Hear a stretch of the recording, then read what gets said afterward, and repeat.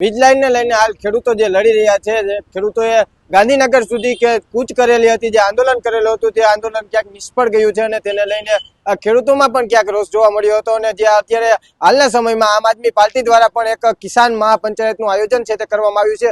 આવનારા સમયમાં સુરેન્દ્રનગર ખાતે છે તે આમ આદમી પાર્ટી દ્વારા કિસાન મહાપંચાયતનું આયોજન કરવામાં આવ્યું છે અને આ જે ખેડૂતોના જે મુદ્દાઓ છે, અલગ અલગ મુદ્દાને લઈને ખેડૂતોની મહાપંચાયતનું આયોજન કરવામાં આવ્યું છે, જેમાં મહત્વનો મુદ્દો એ રહેશે કે જે ખેડૂતોના વીજ લાઈનનો જે મુદ્દો છે તેને મહત્વનું સ્થાન આપવામાં આવે છે. અને ત્યારબાદ જે ચોમાસા દરમિયાન જે ખેડૂતોના પ્રશ્ન આવવાના છે, જે મુશ્કેલીઓ પડવાની છે, તેને લઈને પણ જે અનેક મુદ્દાઓ છે તે આવરી લેવામાં આવે છે. અને આ મહાપંચાયતમાં અનેક દિગ્ગજ નેતાઓ જે છે આમ આદમી પાર્ટીના, તેઓ હાજર રહેવાના છે. ત્યારે આપણી સાથે આમ આદમી પાર્ટીના પ્રવીણ રામ છે, તેઓ આપણી સાથે જોડાય છે, તેમની સાથે સીધી વાત કરી. આવનારી 27 તારીખે સુરેન્દ્રનગર ખાતે એક કિસાન મહાપંચાયતનું આમ આદમી પાર્ટી દ્વારા આયોજન છે. આક્ષેપો પ્રતિ આક્ષેપો એ બધામાં સમય બગાડવા કરતાં ગુજરાતના ખેડૂતો માટે શું કરી શકીએ, અમારું વિઝન શું છે ગુજરાતના ખેડૂતો માટે, એના માટે અમારાથી શું થઈ શકે, અમારી કેપેસિટી પ્રમાણે અમારાથી શું થઈ શકે, એના માટે અમે એક નવી પહેલ ચાલુ કરી છે 27 તારીખે કિસાન મહાપંચાયતનું જાહેરાત કરીને.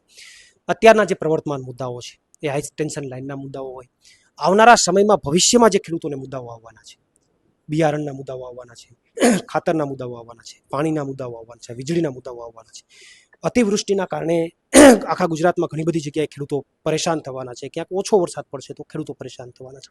આ બધા મુદ્દાઓને લઈને આવનારી 27 તારીખે એક કિસાન મહાપંચાયત કે જેમની અંદર આમ આદમી પાર્ટીના તમામ પ્રદેશના નેતાઓ, માનની સુદાનભાઈ હોય, માનની ગોપાલભાઈ હોય, માનની મનોજભાઈ હોય, માનની ચેતરભાઈ હોય, માનની હેમંતભાઈ હોય અને અન્ય તમામ માનની બ્રિજરાજભાઈ હોય, તમામ લોકો ઉપસ્થિત રહેવાના છે અને પૂરી તાકાતથી ગુજરાતના ખેડૂતો માટે લડાઈ લડવાના રણસિંગુનું જે છે એ ત્યાંથી રણસિંગુ ફૂંકવાના છે.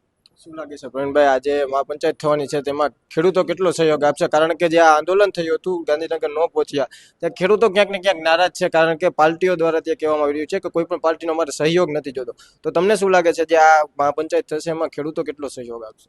જુઓ, ખેડૂતો ચોક્કસથી સહયોગ આપશે. ક્યાંક નારાજગી હોય એના કારણે ખેડૂતોનું મોરલ ડાઉન થયું હોય, કોંગ્રેસના કારણે મોરલ ડાઉન થયું હોય, એ બધી વસ્તુઓ સમજી શકાય એમ છે. પણ અમારી ફરજ છે, અમારું કર્તવ્ય છે, અમારે અમારું કામ કરતું રહેવું.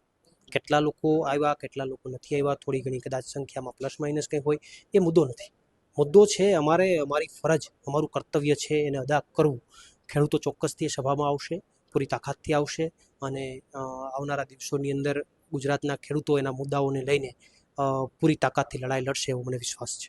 ભાઈ, ખેડૂતો એટલા હેરાન પરેશાન થઈ રહ્યા છે વીજ લાઈને લઈને, ક્યાંક ને ક્યાંક જે કોંઢમાં છે તે છે, પછી મોરબીમાં, જેતપુરમાં છે, તો આ બધે જે લાઈનનું ચાલી રહ્યું છે, ખેડૂત નેતા તરીકે જે પ્રવીણભાઈ રામ છે આમ આદમી પાર્ટીમાં, કેમ હજુ સુધી ક્યાંય દેખાણા? કોઢની અંદર જે પ્રશ્ન ઉપસ્થિત થયો અને ત્યારબાદ મોરબી જેતપરની અંદર જે પ્રશ્ન ઉપસ્થિત થયો, આ સમયગાળો 15-20 દિવસનો જે કે ગાળો હતો કે જેમની અંદર ગુજરાતમાં ખેડૂતોની મુવમેન્ટ બહુ મોટી હતી અને ગુજરાતના ખેડૂતો માટે લડાઈ લડતા આગેવાનોની સમય જરૂર હતી. પણ કમનસીબે એ જ પીરિયડની અંદર મારી તબિયત ના તંદુરસ્ત હોવાના કારણે મને ડૉક્ટરે 15-20 દિવસ સુધી ટ્રાવેલિંગ ના કરવાની મને સલાહ આપેલી, કારણ કે મારા એક સાઈડનું જે ઇન્ટેસ્ટાઇન જે છે એમની મુવમેન્ટમાં થોડો ફેરફાર હતો અને લાંબા સમયના ટ્રાવેલિંગના કારણે, સમયસર ન જમવાના કારણે આ પ્રોબ્લેમ મને ઘણા સમયથી લાંબી ચાલતી હતી. એટલે મને ડૉક્ટરે જે કંઈ પણ છે એ 20 દિવસનો બેડ રેસ્ટ કરવાનું અને આરામ કરવાનું મને સલાહ આપેલી અને એના અનુસંધાને હું ગુજરાતના ખેડૂતોની વચ્ચે ન જઈ શક્યો. મેં જે તે સમયે જ્યારે હોસ્પિટલમાં થયો ત્યારે પણ મેં સોશિયલ મીડિયાના માધ્યમથી ગુજરાતના ખેડૂતોને વાકેફ કરેલા કે ભાઈ આ પરિસ્થિતિના કારણે હું તમારા સુધી આવી શક્યો નથી. પરંતુ હવે અત્યારની પરિસ્થિતિએ જે કંઈ પણ સમયગાળો છે પૂરો થઈ ગયો છે. આવનારા દિવસોમાં જ્યાં કંઈ પણ જરૂર પડશે ત્યાં ચોક્કસથી ગ્રાઉન્ડ ઉપરની લડાઈ પણ લડીશું. પણ ગુજરાતીમાં કહેવત છે કે પહેલું સુખ તે જાતે નર્યા. તમારું શરીર જો તમારો સાથ આપે તો જ તમે કોઈક માટે લડી શકો. એટલા માટે ડૉક્ટરની સલાહ મુજબ મારે 15-20 દિવસનો બ્રેક લેવો પડ્યો અને કમનસીબે બંને સમય ભેગા થઈ ગયા. એટલા માટે હું ગ્રાઉન્ડ ઉપર ક્યાંય દેખાયો. એક વાત એવી છે કે સુરેન્દ્રનગરમાં જે તમારી મહાપંચાયત થવાની છે, ત્યાં કોંઢમાં આપણે જોઈ શકીએ ખેડૂતોનો અત્યારે જે સમસ્યા ઉદ્ભવી છે, તો ત્યાં જે એ જ વિસ્તારના તમારા મિત્ર જે છે ખેડૂત નેતા, જેઓ સારી એવી આગવી ઓળખ ધરાવે છે, પરંતુ ક્યાંક ને ક્યાંક હવે પાર્ટી બદલાવા પછી ક્યાંક જોઈ નથી શકાતા અને સરકારમાંથી જે સહાય મળેલી છે, પાણી યોજના જે શરૂ કરવામાં આવી છે તેમાં ક્યાંક વાહવાહી મેળવી રહ્યા છે, તો કોંઢને મુદ્દે લઈને કેમ નથી લડતા? જુઓ, હવે તો એ તો એમનો વિષય છે કે શું કામ નથી બોલતા, શું કામ એમણે અવાજ ન ઉઠાવ્યો, એ તો મારા ખ્યાલથી એ જ જવાબ આપી શકે. પણ હવે મારા ખ્યાલથી એમની પાસે જઈને પણ એમનો જવાબ માગવો જોઈએ. પણ મારું તો એટલું જ માનવું છે કે મેં જે તે સમયે પણ એક વાત કીધેલી ને અત્યારે પણ વાત કીધેલી કે મારા પરમ મિત્ર રાજુભાઈ કરપડા એ પક્ષપલટો કર્યો એનું દુઃખ નથી, એનાથી વધારે એવું દુઃખ છે કે જે વ્યક્તિ પૂરી તાકાતથી ખેડૂતો માટે લડતો હતો, અવાજ ઉઠાવતો હતો, એ અવાજ અમને સાંભળવા નહીં મળે, એ લડાઈ અમને જોવા નહીં મળે, એનું અમને ખૂબ દુઃખ હતું. અને એ જે અમને લાગતું હતું એ અત્યારે ક્યાંક પરિપૂર્ણ થયું છે એવું લાગે છે.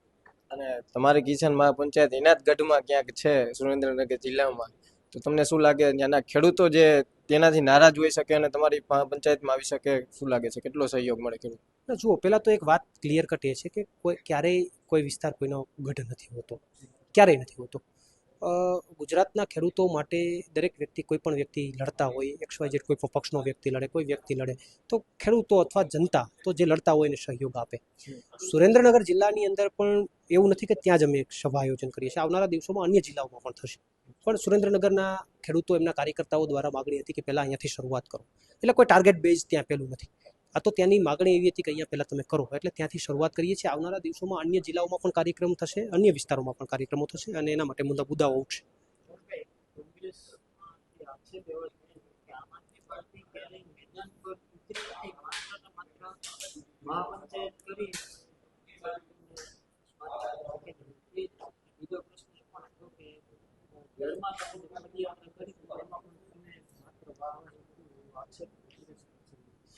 કોંગ્રેસ જે અમને સલાહ આપે છે કે જે આક્ષેપ કરે છે એનું જ અમલીકરણ જો 30 વર્ષથી કર્યું હોત ને તો આજે સત્તા ઉપર હોત અને સદનસીબે અમારે એનો વિરોધ કરવો પડતો હોત, પણ એ વિપક્ષમાં બેઠા છે. હવે કમનસીબ એવી છે કે સત્તા પક્ષનો વિરોધ કરવાની જગ્યાએ આને જવાબ આપવા પડે છે.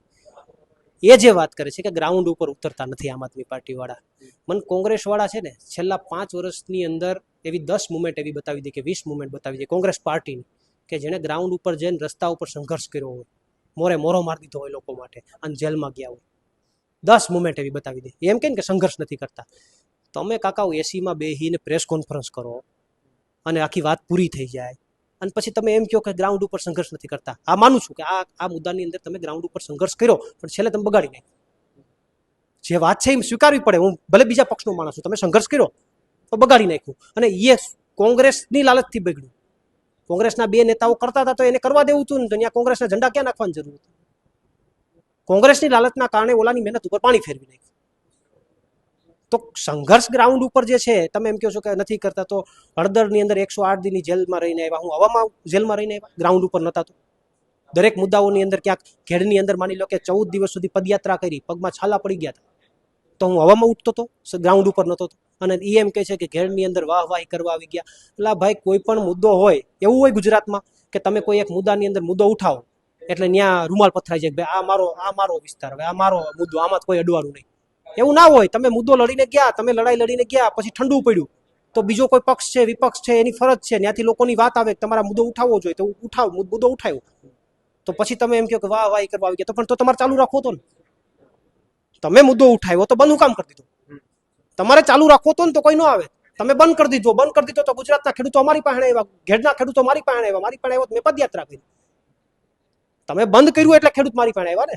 તમે બંધ ન કર્યું હોત તો શું થાય? તો મારી પાસે કોઈ આવવાનું હતું? પ્રવીણ રામને કોણ બોલાવવા? તમારે મુદ્દો પૂરો કરીને પછી કે હવે એ મુદ્દો મારો, હવે આ મારો રૂમાલ, આ કોઈ આવવું નહીં, આ સીટ ઉપર કોઈ બેહવું નહીં, એવું થોડું હોય. હાથ બાર થોડી નામ થોડા લખાય છે. હું ઇકોઝોનની લડાઈ લડતો તો કાલ આવીને ત્રીજો વ્યક્તિ લડે, હું ન લડું તો મારે થોડું કોઈને કહેવાય ભાઈ તારે નહીં લડવાનું. થોડી મારા બાપાની આખી જમીન છે બધી. મૂળ વાત એ છે કે લડાઈ કોઈ પણ લડી શકે. આક્ષેપો કરવા બહુ ઈઝી છે.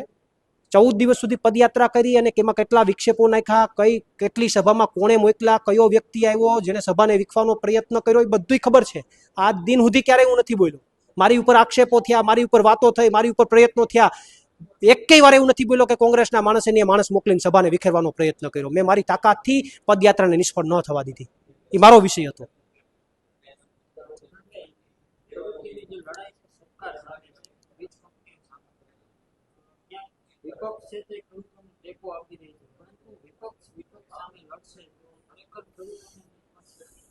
જુઓ, ખેડૂતોને ન્યાય તો મળશે, ગમે એવી લડાઈઓ ગમે ત્યાં થાય. એના માટે મજબૂત મનોબળ જોઈએ ને એ મજબૂત મનોબળ આમ આદમી પાર્ટી પાસે છે. લડાઈ લડશે, 110% મળશે. પણ કોંગ્રેસના નેતાઓને મારી વણમાગી સલાહ છે કે કાકા, અમારો વિરોધ હું કામ કરો છો? અમે ક્યાં સત્તામાં બેઠા છે? અહીં ક્યાં કોઈ મુખ્યમંત્રી, નાયબ મુખ્યમંત્રી ને ગૃહમંત્રી છે? અહીં તો તમારા કરતા અમે નાના માણસો છે, લડીએ છીએ જનતા માટે, અવાજ ઉઠાવીએ છીએ. તમારી તો એવડી મોટી પાર્ટી છે, અમારી પાસે નાની પાર્ટી છે, તો અમે લડાઈ લડીએ છીએ. તમારે તમને બિરદાવવા જોઈએ. એની જગ્યાએ સવારે ઉઠીને આ સુધી આમ આદમી પાર્ટી કીડી કરડી જાય તો કે આમ આદમી પાર્ટી વાળાએ કરડાવી. એટલે ભાઈ એવો ક્યાં સમય છે? અમારે કીડી કવડાવી તો નો ભાજપ વાળાને મોકલીએ ત્યાં જ. ઈ આની બી ટીમ છે, પૂછડી છે, તે બી ટીમ વાળાને 108 દી જેલમાં રહેવું પડે. હું વાતો કરો છો? બી ટીમ તો તમે વાતો કરો છો. તમે કોણ જેલમાં ગયું? રાહુલ ગાંધી ઉપર એવડા કેસ છે, ક્યાં કેમ જેલમાં ન ગયા? અરવિંદ કેજરીવાલ મુખ્યમંત્રી હોવા છતાં 6 મહિના જેલમાં રહીને આવ્યા, કેમ? તમારી ઉપર એવડા મોટા કેસો છે કોંગ્રેસના નેતાઓ ઉપર, કેમ એક જેલમાં નથી જતો? વાતો કરો બી ટીમ. એટલે મારી કોંગ્રેસને સલાહ છે કે અમને તમારાથી કાંઈ વાંધો નથી. તમે લોકો માટે લડો. તમે વિપક્ષ તરીકે છો તો તમને લડવા માટેની લોકોએ તમને ફરજ આપી છે. તમે લડો, પણ આમ લડો ને. આ બાજુ શું છે? અહીં લડવામાં તમે ખતમ થઈ જાઓ. અમારી લડવાની ઈચ્છા ભાજપ સામે જ છે. અમારે કોંગ્રેસ સામે કોઈ પણ આક્ષેપ પ્રત્યાક્ષેપમાં પડવાનું અમને સહેજે રસ નથી. એ આક્ષેપ કરશે તો એનો જવાબ દેવો એ અમારી રાજનૈતિક ફરજ છે ને, એ ફરજના ભાગરૂપે જવાબ આપશું.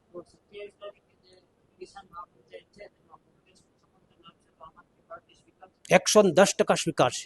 અમે એમ નહીં કહીએ કે નથી આવવાનું. અમે 27 તારીખે કાર્યક્રમ કરીએ છીએ, એને 10 વિડિયા બનાવી નાખે અમે આવશું.